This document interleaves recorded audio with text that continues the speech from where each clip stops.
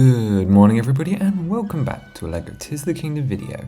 Now, back when we were designing the 18 custom sets, we covered a lot of enemies from the game's bosses to the little tiny frogs, but we didn't do everything. So today, just like you can in game, we're completing the Compendium, the enemy section specifically, and we're going to take a look at all of the Tears of the Kingdom enemies in LEGO form. Now, it's important to say that I don't believe that in any dimension we will ever see the full roster in physical sets, and honestly, I don't think they should even consider these. So many color swaps, the horns are very unique, don't worry, we will talk about those in a minute, and some guys that just really don't look good in LEGO form. Some of these were actually a real pain to draw, and I'll tell you about them all as we go through, as well as to highlight why I chose specific variants to actually appear in the custom sets we did do, and why I left others behind. Oh, and one last caveat. Technically we are missing one enemy today, making this 109 instead of 110 because I'm not doing the Molduga, because they are coming in a future set and it would be a big spoiler, so consider yourself lied to. Let's go. The Compendium starts off small and begins with the chews, and already I can smell the controversy as these aren't the Tears of the Kingdom chews, these are Wind Waker chews. Yes, because the Breath of the Wild chews look awful in LEGO because of the roundness, and these have personality. If you want to know what part I would use for Breath of the Wild chews, it would be this dome piece in transparent colours, just like we used for the Zols in Echoes of Wisdom. Regardless, here we have a standard chew in blue from Wind Waker, a fire chew, an ice chew, and an electric chew. And these all actually come in sets. Only one in the Tears of the Kingdom wave, that being the ice chew in Stormwind Arc, and all the others being the red one for fire, the blue one, and then the electric one have appeared across, I think it was waves 1, 2, and 3, if I'm not mistaken. Similarly, the next small family are the Keeses, and phew, these ones are the Breath of the Wild Tears of the Kingdom variants. The only one of these to actually feature in a set is the Ice one, which appeared in the remastered Ice Battle Pack back in Wave 2. The rest are colour swaps. We have the standard one, the fire one, and the electric one to round the lineup out. I actually have the standard one in real life too, which is cool, just to prove that these are buildable, and we do really owe so many Zelda monsters to those Dream's Eyes when those came in sets, because it's really opened us up to doing Hinoxes and Octos and Keys with so much more accuracy, and Gloomhands as well, so much stuff. Focusing on another small family, we have the Octoroks. We have 5 featured in Tears of the Kingdom, and once again, none of these are in a custom set yet. Funny enough though, I didn't draw these for this video, I drew them over a year ago, knowing that one would be appearing in Wave 4, a set you haven't seen yet. But the reason we did them early is because of Octorok, as they share a custom head mold that I designed. We have the 5 types as follows: water, grass, rock, snow, and treasure. Oh, and the poor Sky Octorok from Breath of the Wild's Master Mode is not in this game. He was jettisoned and therefore isn't in this compendium, so I don't get to show him off today. But let's move into the humanoid creatures now with the Wizrobes. We've got 6 of them, 3 elements and 2 tiers. The headpiece is similar to the classic LEGO Ghosts and lowers on top of a torso and legs. We're actually reusing this piece for another character in a very special set coming up next month. The print on it is simple for the lower tier, and then we've got the fancier sort of diagonal lines for the Blizzrobe, Meteorobe, and the Thunder Wizrobe, and all 6 are using the Breath of the Wild rod design instead of the one from Tears of the Kingdom, so sue me for that, it's just more interesting. And while the Electric Wizrobe will actually be appearing soon, the only one in the set so far is the Ice Wizrobe, which appeared in Freeing Nadra in Wave 4. I kind of hate these guys, just the design, it's a little iffy in its execution, but the actual concept of how they're designed is solid, and I'm happy with that. Just the drawing, I think. And just to finish off our first of 5 Compendium pages for today, we have the Likes. The standard one has appeared in a Tears of the Kingdom set. That was Secret Cave Discovery Z0076, and is totally my favourite out of all these. The rest are colour swaps and use stickers to show the elemental energy that's coursing through them, because the elements pose a problem for minifig, or should I say character design, because they glow and they're very flowy, and once again we hit the classic Zelda problem of everything being non-standard LEGO colours. Woo, thanks for making things difficult, Nintendo. It's great, really. So accurate or not, it's a little iffy. It's a close approximation, and I do like how they look, despite it being just semi-close. We also have the Rock Like, which yes, should have been bulkier, but I'm not doing that today. We're using this standard design for maximum articulation. But yeah, I wish I could get them a little bit closer, but overall okay. And just of course to count, we have the standard, we have fire, we have ice, we have electric, we have rock, and we'll come back to that last one later. And that finishes the first of the 5 pages. I particularly love these images that group all these together. All the flaws in these designs and irritants it causes are all worth it when you see this completed grid. I love it. So obviously this is laid out like the Compendium from Breath of the Wild. I've used CSS backdrops for the backgrounds as well, and I just like how they look because it looks like you've captured a photo of them, and of course only half of these actually appear in sets, but that's beside the point. But enough on that, we have 4 more pages to fill up for now. Which brings us to the Evermean. Yeah, I didn't really want to do this one. It would be a fun thing to play with for a child, I guess, but that's the thing about a tree enemy, is that every tree is an Evermean to a child, making this one of the most redundant things I've ever drawn. Yay!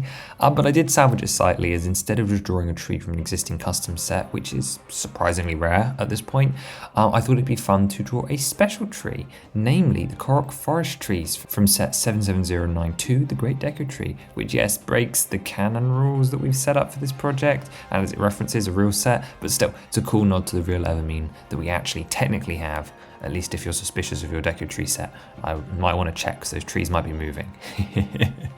Next up we have Aracuda, the standard one-shot flying enemy. This guy featured in Z0069 and has no variants or changes. I like it, he's cool. Bright orange flame wings, some great eyes, small and fun, and not much too else to say, but it adds a nice bit of variety and worked really well in the Aracuda Assault set. Then it's onto the Gibdo. We have 2 variants here with the ground one and the moth one. I'm particularly a fan of the moth, mostly for the wings, which make great use of printing on an existing fairy part. The molded head is necessary, but also a lot of fun with those puffy frills. And of course, how could I forget to show you the crawling version, which is an extra drawing we did for these guys' appearance in Z080, the Gibdo Queen's Hive, which is where both of these creatures were featured. Okay, so we're on to the first big family, and we're going to take a look at the Bokos. Compared to their Breath of the Wild designs, each colour features a different horn in Tears of the Kingdom. The red and blue were featured in sets like Lookout Landing and Aracuda Ambush, that's Z069 and Z075 respectively, but the black and silver are yet to make appearances in the CSS, so those are new for today's video. Okay, making up the minifigure, we have basic colouring, mid-legs, a moulded head, which actually goes over a minifigure one, which is a trait that I deliberately chose to allow us to create Kilton's mask with the same mould later on in the showcase, although you have to wait a while for that. The biggest thing though here is the horns. Back in the Tears custom sets, you may remember we developed a brand new family mold like the Rivendell Weapons or Superhero Power Blasts. This includes a range of bar and stud attached horns to suit a variety of the Tears of the Kingdom monsters. Particularly important as the new head molds for each colour of Boko, Lizzle, and Lionel and Moblin would be super excessive on its own, and also you wouldn't then be able to use the horns to create weapons and actually fuse like you can in game. The pack actually contained the horns for the red, blue, black and silver Bokos, the black and the red Moblins, and the Breath of the Wild lizalfos, which covers a lot of ground, as the rest of the Moblins and lizalfos have brick-built solutions. However, it is not perfect, as no Tears of the Kingdom Lionels were planned for the CSS, meaning all 8 of those unique horns don't exist. So as you will see later, that created a bit of a problem. But for this project, I just custom molded them because in about as close of a realistic way as possible. It is one of the most unrealistic parts about doing this full compendium, which hey, doesn't matter as most of these won't appear in sets anyway, it's just for fun, and as I told you earlier, they shouldn't do this. But I like to stick to the rules when I can, it's an extra challenge. But back to the Bokoblins. Beyond the colours, we also have the Stylkoblin version, which has been featured before, and then while not being in the compendium, I also wanted to bring up the exclusively printed Gloom Bokoblin, which featured in the Frox Encounter Depth set, which again isn't a separate compendium entry, it's just a red Bokoblin with the Gloom patterns on it, but it is still an exclusive print variant that we did. Following them on the lineup is the Boss Bokos, which we chose to make as a big fig, specifically following the same format as the Lord of the Rings Cave Troll and the Hulk. The arms pose and the central body is one big lump. This guy also has studs on the back for someone to grab on, and that all-important LEGO identity. And of course, it has a lot of printing and posability is slightly limited. Like all of the monsters with horns, he has a bar stud at the top to add the axes and various appendages he's seen within game, all brick built this time around. I love this mold a lot. I just think it's really cool. Yes, it's a little static and simplified, but it's in scale and just a fun interpretation, honestly.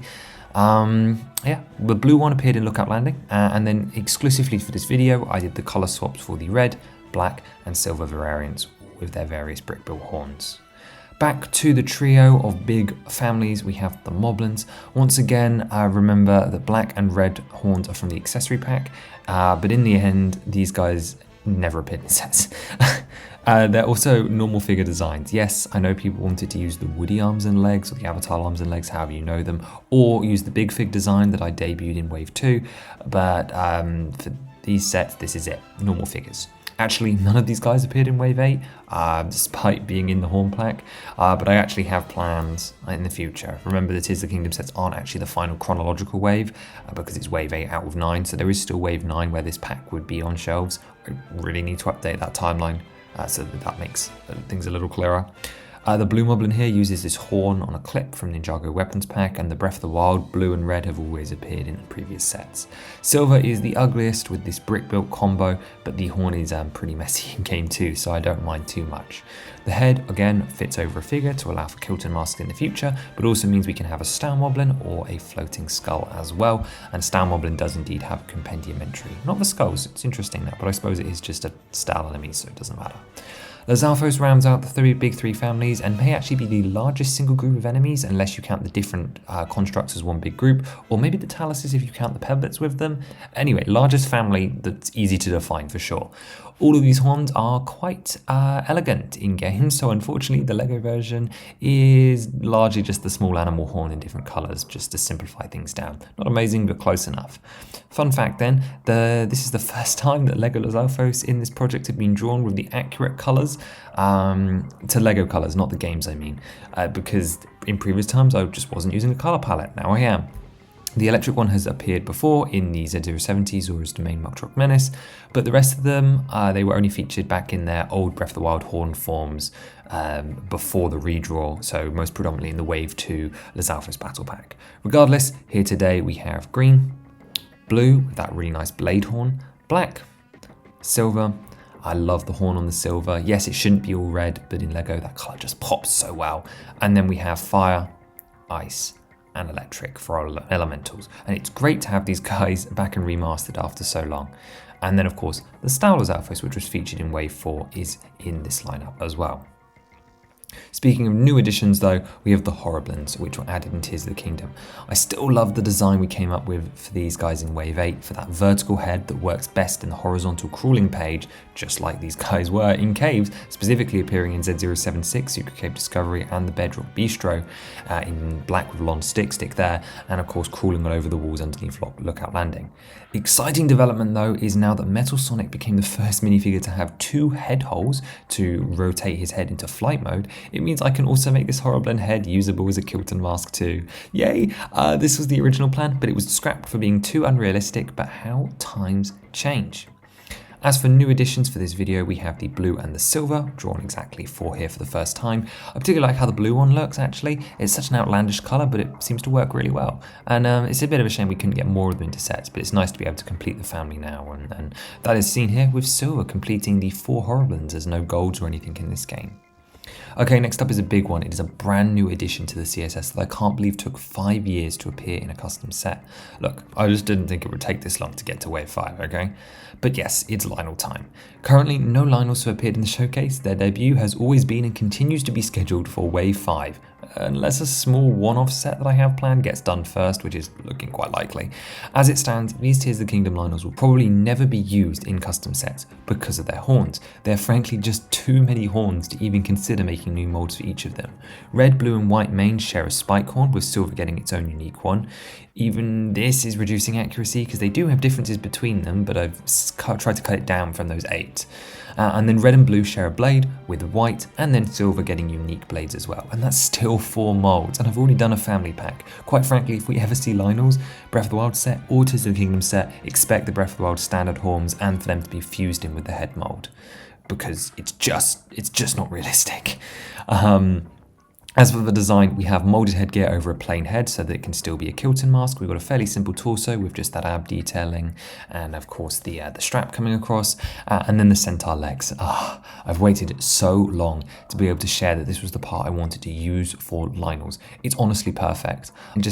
It feels like it's designed for this character. Obviously it wasn't, centaurs in general, but I just love how it looks. Hopefully we could get some printing on there. But ever since this piece had been seen in the CMFs in like 2021, I believe Harry Potter in 2020, I've wanted them to use this piece for Lynels because it's just so good. I particularly love the red and the blue ones here. It's just so good with those colours. They just came across really, really well and instantly recognisable. We also have the white maned, which is the black one. But I don't know why the naming convention doesn't match there, but oh well, white maned Lionel. And then we have silver, which didn't come across super well actually. It just happens with LEGO colours sometimes. I don't like to think about it too much. Moving on then to the robots. Oh boy. We have the soldiers up first. Ranks 1 to 3 has appeared in many sets, and the one thing they share with Minna and the Steward is a custom part I designed for the rings. I'm actually super proud of this mold. I think it designed well. It's still quite specialist, but it fits multiple needs. That's because it was designed to be super useful for all the constructs in different ways, which is the magic of planning all these at once, and it came out really well, specifically on these guys. I just like how it looks, it fits in well. The arms are done with the Doc tentacle technique, reinforced with hollow studs like we saw in the Daily Bugle, and the horns that they have are all existing parts to keep costs down, as these appeared in many, many sets. One guy that I didn't do though was the Soldier 4, which was for a reason. I knew it would look bad. So bad. I knew I couldn't do it justice. It was a late game enemy. It wasn't really super important, and new molds. Ideally, this thing would have required new molds, which I ignored for today. So alongside this really ugly fella, which is done in gold, we've got this awful printing, and then just this like version of the sort of uppy helmet thing that's just not very good. The Captain 4 was also extra in the showcase, which without a second thought, honestly. But for this project, I had to draw them, and I hated it. Unsurprisingly, honestly, that sort of explains why they suck. Yep, not particularly keen on these two. Not liking how they look at all. But before we get too far ahead, we're just talking about captains. Let's see captains 1, 2, and 3, as they also have designs. All 3 of these also appeared in sets. They have recolored horns, just like the soldiers, the same arm technique, and most of the detail comes on this printed cone. The Compendium also gives an entry to a training construct, which is just a hornless captain recolor in a sand blue, so that was nice and easy for me to do, and again, this one would never appear in a set, but hey, it is here. But we aren't done with constructs just yet, as we have the fluxes. This is another new part that I designed, specifically for Z074, the Great Sky Island. This one has the sole purpose of being small and able to be rearranged between the flux's 3 forms of cube, sky floater, and man, which those names need some work. Anyways, super posable and rearrangeable, but as suggested by an ex-LEGO designer who shared some feedback with me, this probably needs some reinforcement. As for Flux number 2, like the second level, the colors don't change enough, and this part isn't suitable for printing on, so this Flux level 2 is actually identical to the Flux 1, meaning these are our first 2 that don't change between boxes, and the only 2 as well. And then for the Flux 3, there's a lot more gold on that design, but as I said, I can't print that on the cubes, so I had to make a choice, and I chose to just make it all gold. Yes, all gold, which is too much gold. But as I like to bring up again and again, color blocking is more important than shapes sometimes, and this is one of those cases. This old gold look alludes to the level 3 far more than just a third sand green one would have. Now that's a lot of robots, but they're done now. We only have one more group, and then we're on to the bosses, and that group is the Yiga. The foot soldiers have remained unchanged from their Wave 3 debut in the Yiga Clan Attacks, which is a great set, by the way. You should check that out in the Wave 3 playlist. And this figure has also then since appeared in the Death's Base Hideout, another great set actually from Wave 8. In contrast, the Blade Master hasn't yet appeared, and once again is a figure scheduled for Wave 5. I will actually be redrawing a new version for this for that set, and so I use this as an opportunity to try a unique part combination, which maybe isn't the most accurate, but was a fun sort of one to try, where I accentuated the hood using this newer hood element that was introduced in 2019 to create a more cloaked figure. Honestly, I love it. I'm always super down for passable purist solutions instead of creating new molds, but just for consistency with the foot soldier and Koga, the Blade Master will get a molded head in Wave 5. That will include the black plume that's missing from this design. The rest of the design is straightforward to match the sneaky hood. I gave him a torch, and he has the wind cleaver by his side, and yes, that is the Yiga symbol printed on a white minifigure head, which would be super useful, I can imagine. But yeah, I like this chance to do something different, and I really like how clean it is as a figure. The top banana, though, of the Yiga Land, the depths-defying Master Koga, is also scheduled for Wave 5, but due to the non-chronological nature of Wave 8 that is the Kingdom Wave meant, this figure has already shown up in a set, Z0071, the depths-defying Master Koga, which was a small $10 set. It was released just about a year ago, I think. You should definitely check that one out. Again, that one's underrated. People don't appreciate the small sets. Either way, this one has a custom molded head for Koga and some wonderful printing to bring the big boss to life as a valuable part of a LEGO Zelda collection, and honestly, this compendium. But let's be honest, as much as we love him, he isn't exactly on the level of these next bosses. Starting with overworld ones, we have the Talus family, which begins with the less threatening Peblets, which in my opinion also look pretty awful. They have these posable arms, they had to have these so that they could hit things, and a little bit of bulk so they look like rocks, but they're already too big, so you can imagine when my prototypes that were like bigger and bulkier, they were awful. But anyway, we have the ordinary one, and then the frost one and the igneo one, where we're trying to do those elemental techniques, but just like the likes, it didn't really work out. I really had to avoid saying Tweelus on the names of these guys' files, because that's the name of them in Echoes of Wisdom, which is just so cute, but I really had to avoid calling them like Temper Tweeluses and stuff as I designed these ones. Basically, they're another design that doesn't go into Lego form super well, a bit like the Chews, but the same cannot be said for their big brother. The Stone Talus is and always has been a prime candidate for becoming a Lego model, because it's a giant rock. Now, the Battle Talus that I championed back in 2023, and a model that is scheduled for Wave 5, is my favourite. It is honestly such a better colour balance than the plain one, which will be appearing as a future set anyway. And I just really love all the platforms on it and how it sits so heavy. I really want to bring this one into real life. We also have variants. We have the normal one, the luminous one, which just has a different ore deposit, and then the rare one, which isn't always in this sandy color, but I gave it this one to distinguish it and add a bit more variety as well, and that has the rare ore color in the deposit. And then we have the igneo and then the frost, which don't work as well, just the same reasons as the elemental effects on those bricks, but I'll allow it because they are cool variants, and definitely not going to include those two in CSS sets though. I do love the snot work on these taluses though, and stay tuned for their return on the channel much later in the year when we hit Wave 5. Hinoxes then Hinoxes. I've been naughty with these three, and I've actually kept their Breath of the Wild horns, so oopsie. But all three of these colours have actually already appeared in sets, specifically Z037, the Hinox Beach Attack, and its colour changed alt sets that were released in Wave 3. This follows the same concept as LEGO's experiment of releasing the same set in different colours, and that works perfectly like it did for the Macaws with these big LEGO Zelda enemies, because they have the colour scaling and they're just colour swaps, so it's easy enough for them to do. You'll see this actually again with the frox in a minute, but we have the red, the blue and the black one. And then alongside them we have the much smaller and cheapified Snownox from Wave 4, which appeared in Lockup Breakout, which is so cute. Love him. He's not very accurate, but cute nonetheless. We're then skipping over Molduga. Sorry, it will be worth the wait, I promise, which leads us onto the Gleeoks, Tears of the Kingdom's new addition to the overworld. The King Gleeok had its own set in Wave 8 with the aptly named King Gleeok's Clash. Its wings could flap, its tail spun, and of course it had 3 posable heads, 1 for each element. So for this video, my task was really simple. I just had to change the 3 heads to all be the same for each element, giving us the Flame, Frost, and Thunder Gleeok. And who doesn't love a dragon? These guys are awesome. King is the best, of course, though. The depth brought us a new encounter too in the form of a frox, but how could we forget the little frox first? This 2-piece build has a 1x1 plate in the centre of a single mould that appeared in Z072, the frox mining encounter in Wave 8. It was heavily inspired by the Minecraft Silverfish and Axolotl, and I love them, they're just so adorable. I'd love to have like 10 of them personally, yeah, it's one of those ones that we're never going to get, but I really hope we do. The bigger frox is another super fun model, thanks to a jumping feature that does indeed work in real life. One day soon I'll buy him, one day. The mouth can also open to swallow literally anything, and the ore deposits are also easy to knock off, simulating defeat. We did the normal sand blue one as the official Z072, and of course the obsidian black colour variant, which is the one I'll be wielding in real life. Now the blue white was not a LEGO colour swap and is exclusive to this video due to the rarity of aqua as a colour, making this not quite viable yet, alongside a couple of other small setbacks. So while 2 appear as official sort of custom sets, the aqua blue white frox is just for today's video and features a new eye colour as well, I think. Dragons are up next, and while not enemies, the Compendium does list them as monsters, so that brings us to Dinral, Nadra, and Farosh.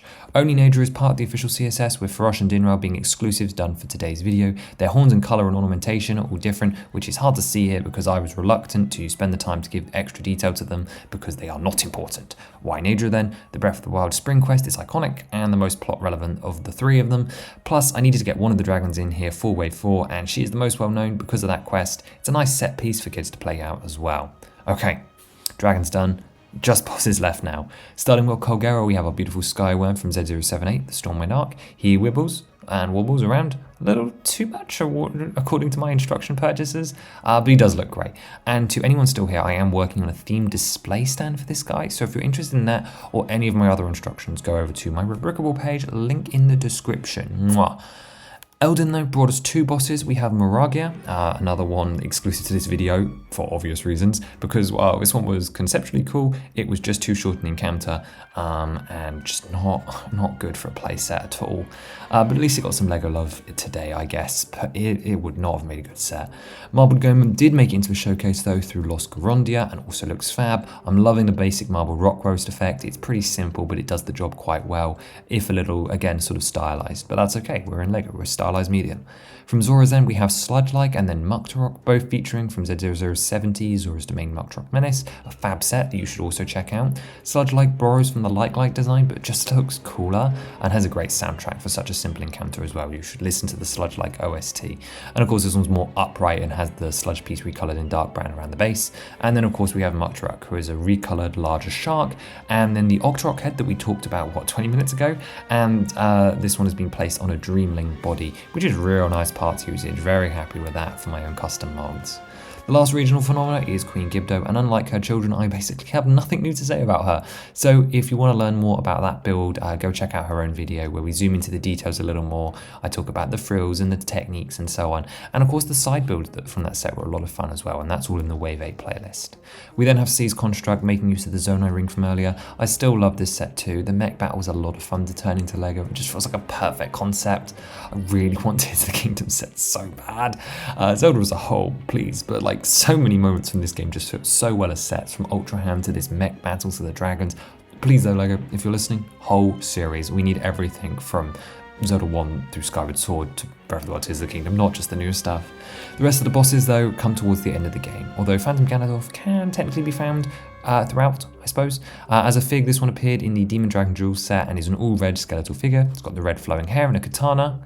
After that, we have Phase 1 Ganondorf in his human guise, which appeared in the same Demon Dragon set. I liked the use of the Ninjago hairpiece for him here, which is a lot of fun, and it's great to see the Demon King back in action, just in games, but also in minifigure form. You don't get to draw him too often, really. It's usually brick-built versions. Exclusive for this video, though, is Ganondorf's second phase, which I deem too similar to the Phantom version to include in the Demon Dragon set, and therefore this figure has no plans to enter the CSS. To ensure consistency, I kept the same flowing hair as the Phantom version and added the robe that's fused into his skin as the details on the torso. His horns are printed onto the face, and he has the crest for the secret stone as well on his forehead, which is something shared with our penultimate compendium entry, the Demon Dragon. You know it, you love it, you've seen it before. This behemoth is still one of my favourite creature sculpts I've ever done, and packs a fair few hidden features as well, such as the ability to Dracohonify, the ability to shoot gloom, and just being wiggly too. Not to mention it pairs fantastically with the light dragon that was included in that set, and our last compendium entry for today. This one has a moulded head which still feels therefore a little more specialised than the Demon Dragon's brick-built nature, but it feels like a lot of playset fun and a super iconic creature. Sorry, super iconic Zelda to have in LEGO form. And that's all of them. 5 pages, 110 creatures, and even more than that in drawings. I know I'd missed a lot when I'd done the CSS and those 18 sets, and that I knew more were coming eventually down the line, but man, there was a lot. No more Tears of the Kingdom enemies to do, I guess, but a lot more of them were missing than I expected, and a lot of dumb ones that I just really didn't want to do. So what's next, Breath of the Wild Citizens? Nope, I think I'm good. Lots of these were just easy colour swaps, which made this project a little bit more easier, that is excluding horns, and it is nice to see the full range of potentials for these drawings that so much effort had already gone into, so to see those full families complete does bring me a lot of satisfaction. And in that case, it was also nice to revisit the bosses and the construct ring, and to just see a complete picture of all of our efforts for that Tears of the Kingdom wave. So as this will never happen in the real CSS, or whatever form the real LEGO Zelda takes either, it was cool, it was a cool experiment. I do, however, want to draw every Lizzle at some point. That's the Dynafol, Lizalfo from every game and spin-off, but that's going to be a bit of a wait. Maybe the end of this year, maybe not, I don't know. In the meantime, there are plenty of custom sets that I hope you might have seen today that might have piqued your interest if you're new or haven't seen them before. So leave me a comment with which one you are going to check out while you wait for the next video here. And of course, which of these 109 characters was also your favourite as well, at least in figure form, not from the games. Beyond all of that good YouTube stuff, I'll see you all next Friday for a custom set for real this time. It's a remaster and I'm really happy with the outcome, so check back in then and I'll see you next time. Have a wonderful rest of your day. Bye bye.